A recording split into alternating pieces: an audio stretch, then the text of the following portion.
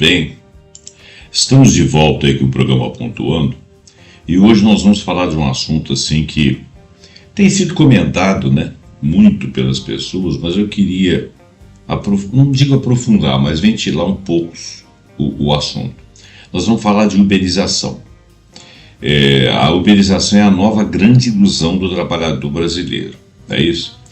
Então, mas vamos definir aí o que é uberização, apesar de que nós todos sabemos de que se trata, mas vamos falar um pouquinho sobre, para a gente poder pegar um pouco mais de intimidade com o tema.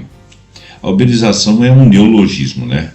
Uma palavra nova, mas ela tem um significado interessante. Ela é usada para descrever um modelo de trabalho no qual plataformas digitais mediam a prestação de serviços, conectando trabalhadores e consumidores sem vínculo empregatício tradicional. O termo origina-se da empresa Uber.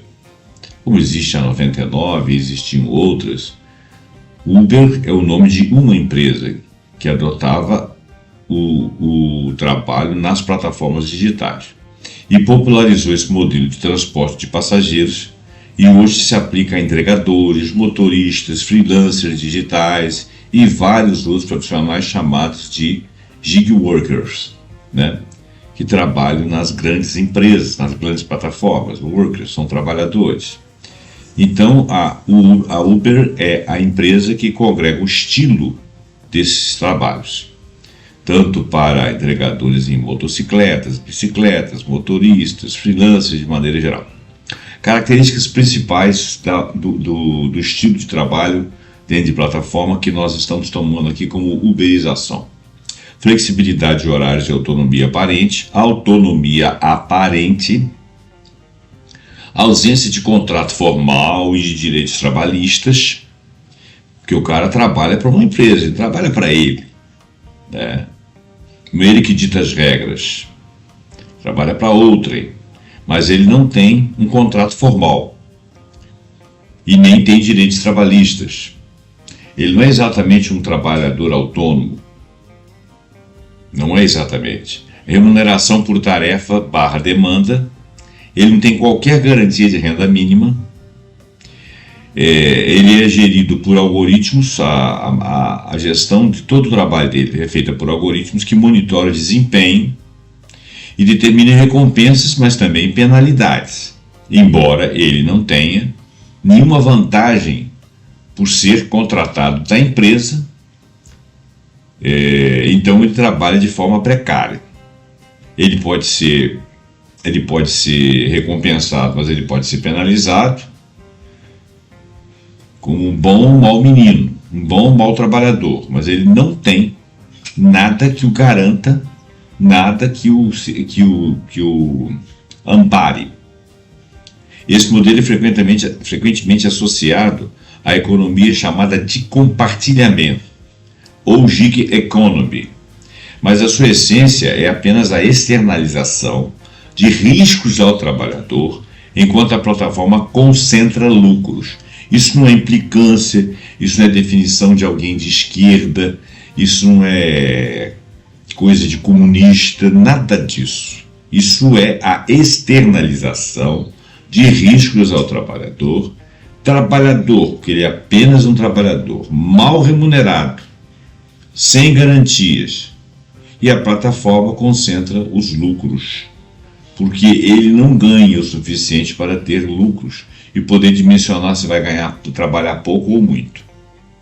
Do conceito até expansão global. Assim, por óbvio, o termo uberização transcende a empresa Uber e descreve um modelo de gestão de trabalho que se espalhou globalmente. Ele se caracteriza então por mediação das plataformas digitais que controlam a demanda, preços e avaliações, classificação dos trabalhadores como parceiros ou como autônomos, não como empregados, eliminando os vínculos empregatícios formais, o que seria a chamada e reconhecida historicamente como CLT.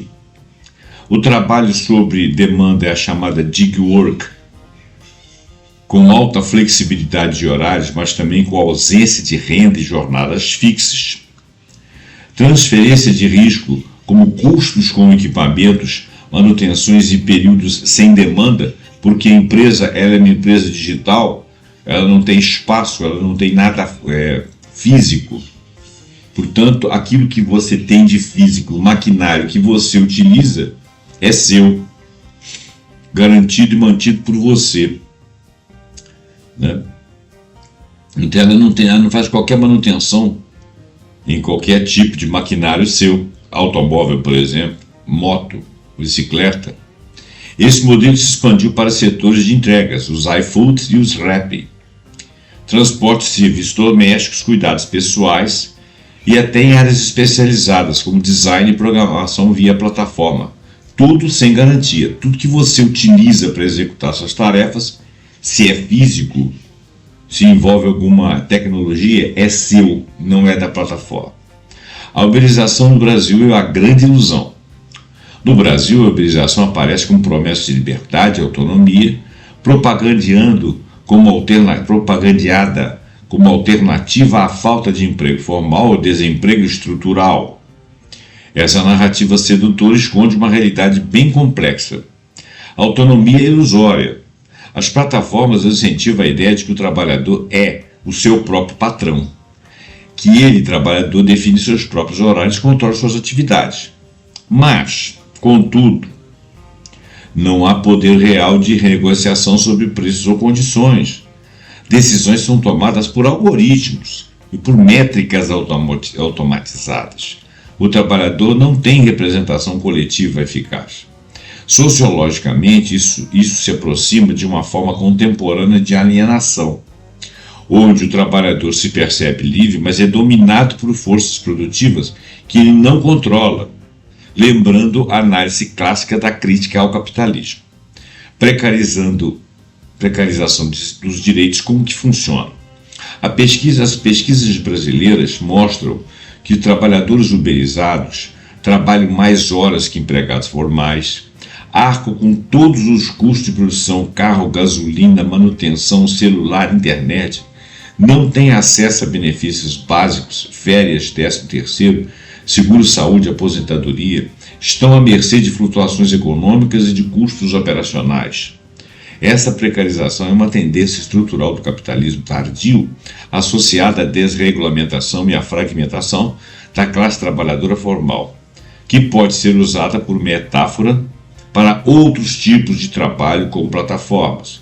No caso brasileiro, como se estabelece essa ilusão de autonomia, essa falácia do empreendedorismo? Olha, no Brasil a uberização encontra um terreno fértil devido a um alto desemprego, a grande informalidade. O Brasil não tem empregos formais há bastante tempo porque o Brasil é um país desindustrializado, um país reprimarizado que vende commodities no formato de extrativismo. Ele não tem qualquer valor agregado, exceto algumas refinarias de petróleo que poderiam vender gasolina, mas que nos governos pós-impeachment fizeram questão de fechar algumas e de alienar terceiras. Falsa autonomia. O algoritmo define tarifas, aceita ou rejeita serviços, estabelece rotas e impõe metas através de um sistema de gamificação que o trabalhador não consegue coordenar. A liberdade é em grande medida controlada sim pela plataforma. Precarização extrema. Trabalhadores arcam com todos os custos, o veículo, o combustível, o celular, o seguro, os riscos de acidentes ou assaltos, sem acesso a férias, a 13º, auxílio-doença ou aposentadoria. A renda é volátil e é imprevisível e ele não tem qualquer garantia, ele não tem um mínimo. Ele tem uma desproteção legal, ainda que a legislação brasileira, por meio de decisões trabalhistas, tenha avançado no reconhecimento de vínculos em alguns casos. A maioria dos entregadores e motoristas por aplicativos, entre aspas, permanece sem direitos formais e quando você fala de formalização, eles falam que vão perder a liberdade, quer dizer, são ignorantes, coitados. A narrativa do empreendedorismo individual esconde uma relação de dependência econômica, onde a liberdade escolhida muitas vezes é a única opção diante da falta de alternativas. Perspectivas globais e interfaces exteriores.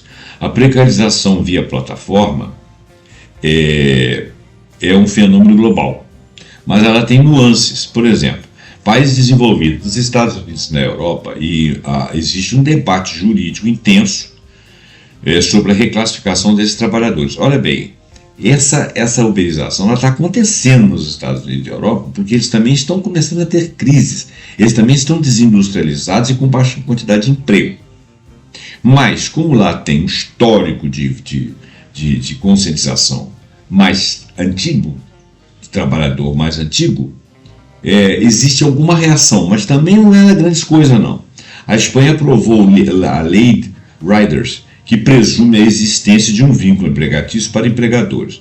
Na Califórnia, nos Estados Unidos, a Proposição 22 consolidou um status intermediário com alguns benefícios mínimos, mas manteve a categoria como autônomo. Países do sul global, na Índia, México, África do Sul, assim como também no Brasil, a uberização frequentemente se soma a um mercado de trabalho marcado já pela informalidade, aprofundando a desigualdade. Sociológica e antropologicamente, reconfiguração das relações de trabalho é o que está ocorrendo. A uberização, ela representa uma transformação profunda da relação de trabalho e capital que data de anos, que foi edificada através de leis, de lutas, de sindicatos.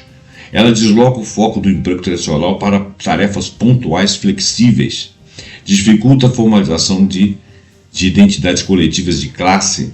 Homens e mulheres que trabalham por aplicativo não compartilham espaço nem mesmo tempo de trabalho com outros gig workers, sequer se conhecem, não se reúnem, não se identificam como uma classe em operação, favorecem visões individualistas de pretenso sucesso, reforçadas por plataformas e discursos de empreendedorismo fictícios, falaciosos. Comparações globais que nós poderíamos fazer aqui. Pesquisas internacionais indicam que trabalhadores Uber em várias cidades, por exemplo, Londres, Helsinki e São Petersburgo, enfrentam impactos negativos substanciais no bem-estar físico e mental, mesmo com contextos regulatórios diferentes por países diferentes. Além disso, a imensa maioria dos trabalhadores de plataforma sente falta de proteções sociais como seguro contra acidentes ou aposentadoria tardia. Um fenômeno global de precarização do trabalho. Esse global aí, a gente pode situar um pouco mais ao ocidente, né? Perspectivas psicológicas, alienação, insegurança e estresse. Trabalhar na gig economy está associado a efeitos psicológicos que vão além das condições materiais, alienação e isolamento.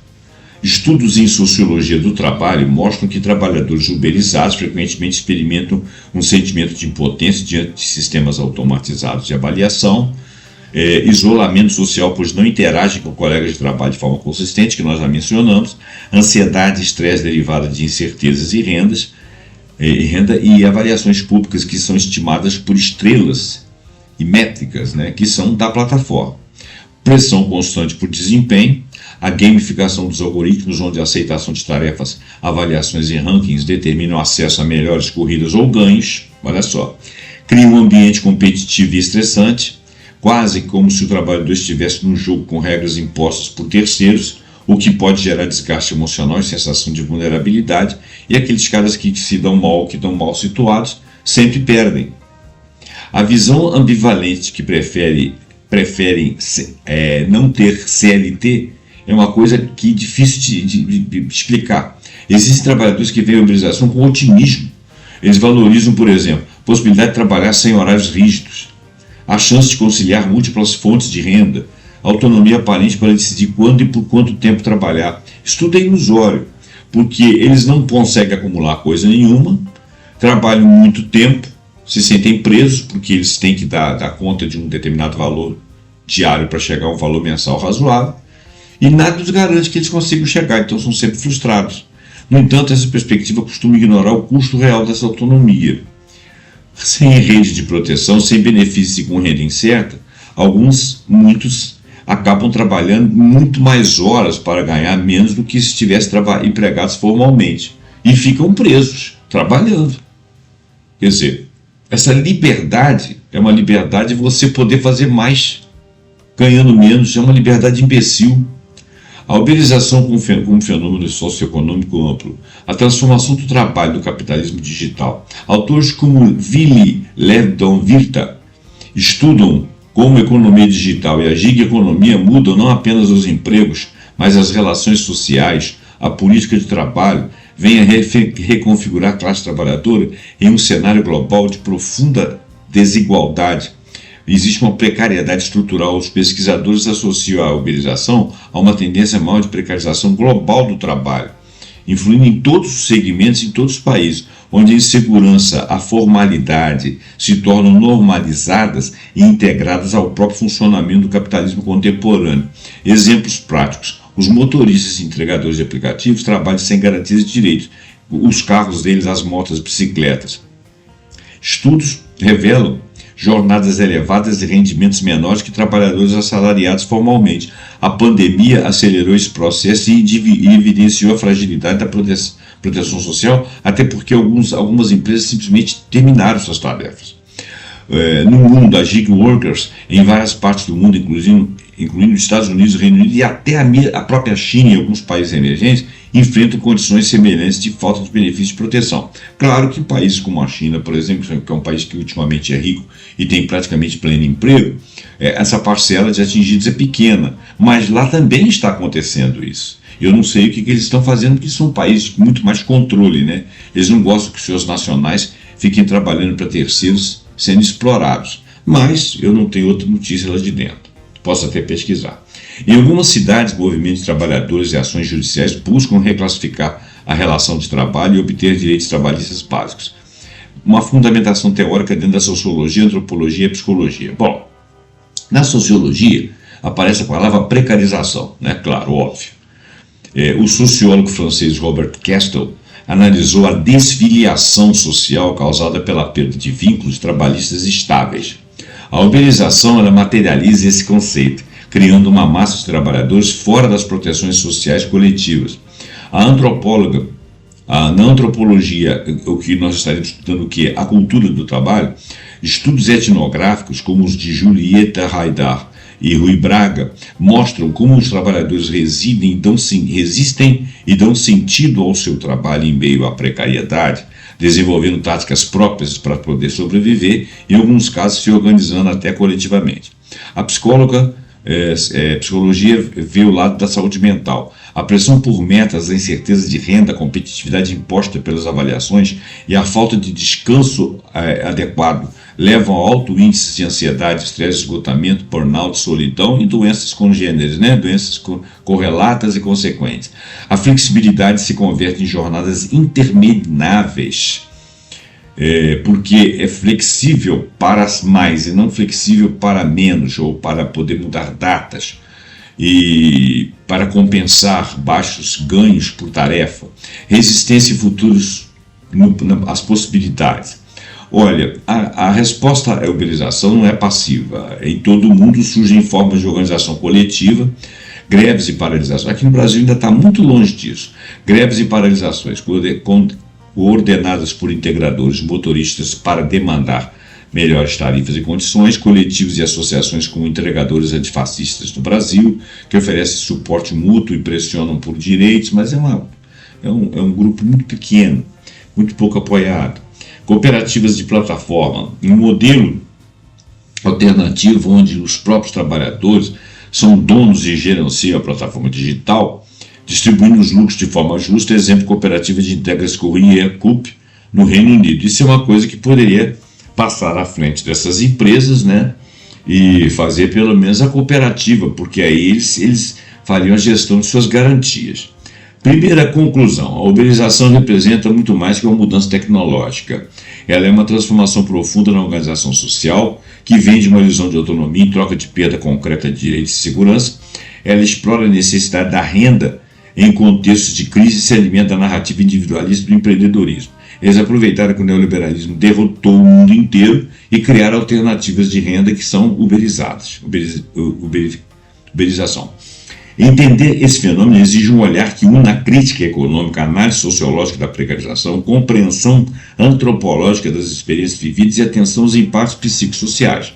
O futuro deste modelo vai depender, é óbvio, em grande medida, da capacidade de organização e resistência dos trabalhadores e da resposta da sociedade e do Estado a essa nova forma de exploração. Isso precisa acontecer, senão nós vamos perecer enquanto sociedade.